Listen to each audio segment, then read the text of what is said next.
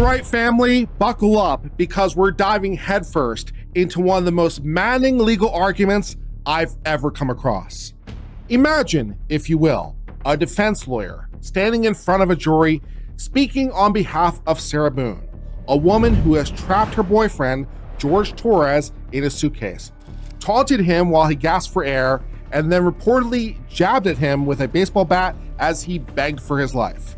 What can be worse than that? Well, it turns out the defense is closing. Not only was the argument weak, it was downright insulting. This was a showcase of nonsense, so detached from reality, so twisted in an attempt to make the jury pity the poor, helpless woman that it genuinely offends the very concept of justice. I'm not just annoyed, I'm furious.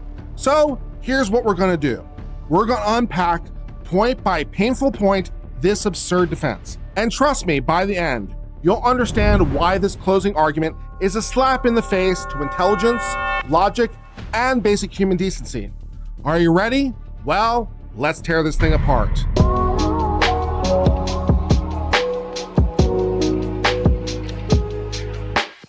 So when we talk about the defense's closing, we must start at the beginning with the intro, which was so bizarre and poorly crafted, you almost think the defense lawyer was auditioning for a comedy gig in some sort of dark horror rather than trying to keep his client from the murder conviction.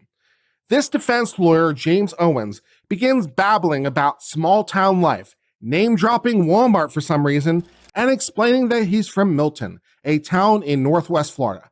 Now, why is he telling this to the jury? Does he think that if we know that he's from a small town, it will magically cause us to feel empathy for his client? Owen actually kicks off his argument with a long-winded and irrelevant introduction, as if we're all supposed to think, oh, he's from a small town. This must mean he's honest, and his client is innocent. Really? This isn't storytelling time around a campfire, Mr. Owens. The jury is here to determine if your client, Sarah Boone, committed murder.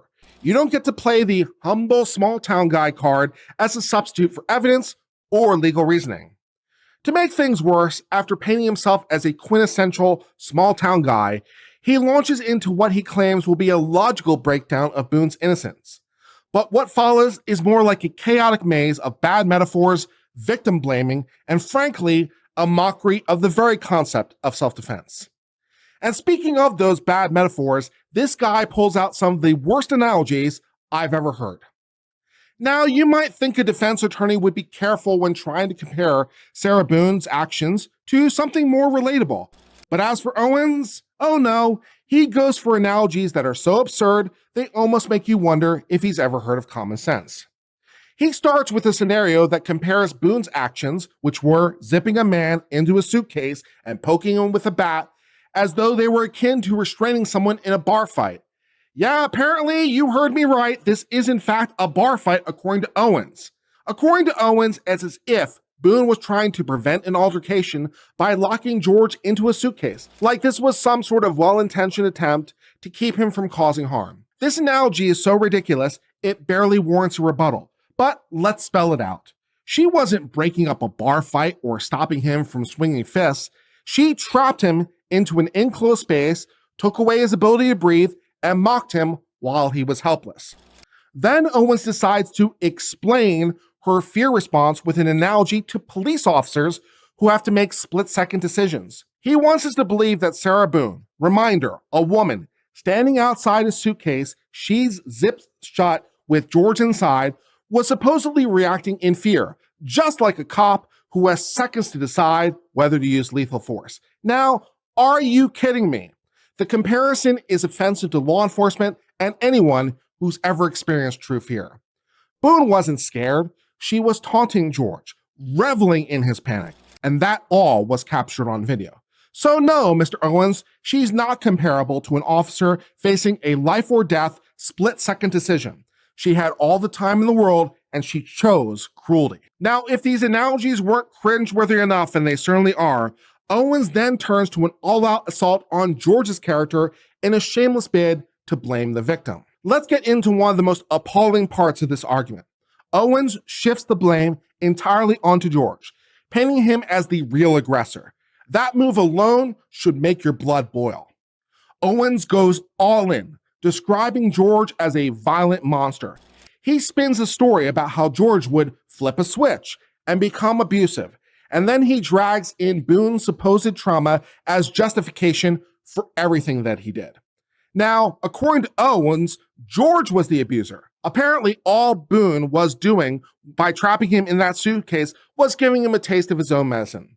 But hold on, let's not forget the video footage tells a far different story. The footage captures Boone taunting George while he's trapped, saying, "This is how it feels when you choke me." So much for fear, it sounds a lot more like malice. She wasn't defending herself, she was relishing in his pain. The defense even drags out the battered spouse syndrome angle, trying to suggest that Boone's actions were merely a trauma response. A trauma response? Really? Show me another example of a trauma response that includes laughing and mocking while the supposed abuser suffocates in a suitcase. That isn't trauma, it's pure sadism. Owens is doing nothing short of trying to gaslight the jury into thinking this was an act of self-defense. But what it actually shows is that Boone is exercising control in the most disturbing way possible. And if that wasn't stomach-turning enough, he doubles down with sexism, double standard, that would make even the most hardened cynic cringe. Now let's talk a little bit more about the defense argument and how it manages to offend both men and women alike in the same breath, which is one hell of a feat. Owens implies that because Boone is a woman, she's entitled to certain leniencies, while George as a man has no right to defend himself, even if he were the victim of abuse. Here's where Owens pulls out a truly infuriating line. He says, "You can't put your hands on a girl. It doesn't matter what she does to you." According to him, no matter what Boone might have done to George, he had no right to retaliate. Now, wait just a minute. By that logic, Boone gets a free pass to do whatever she wants without consequences because she's a woman? This is simultaneously sexist in both directions at the same time. It assumes that women are inherently less capable of violence, which is not only false but insulting to actual abuse victims, and also implies that men should accept abuse because they ought to know better. This defense isn't just doubly sexist, it's demeaning to anyone who's actually suffered from abuse. It trivializes domestic violence by treating it like some sort of one-way street where only women can be victims. If Boone really was a victim, why is she the one taunting George as he struggles for air? This whole argument is not only disrespectful, and not just to George, but anyone who's been on the end of any real-life violence. And if the condescension wasn't bad enough, we finally arrive at the defense's desperate plea for reasonable doubt, a last-ditch, half-hearted attempt to make the jury forget all about the damning evidence. Here's where Owen starts scraping the bottom of the barrel. He tells the jury that they should consider reasonable doubt because Sarah Boone supposedly didn't know that locking George in a suitcase could kill him. Yes, apparently we're supposed to take that at face value. So let me get this straight. Owens is asking us to believe that Boone, who, reminder, is a grown woman who has led a life full of experience and knowledge, has no idea that depriving someone of oxygen in a confined space could be deadly. Are we really supposed to buy that? Any functioning adult would understand the basic fact that if you trap someone in a suitcase or any other confined space, they won't be able to breathe. This appeal to reasonable doubt is not only just flimsy, it's an assault to the jury's very intelligence. Reasonable doubt is meant to protect the innocent, not enable the guilty to escape accountability by trying to play dumb.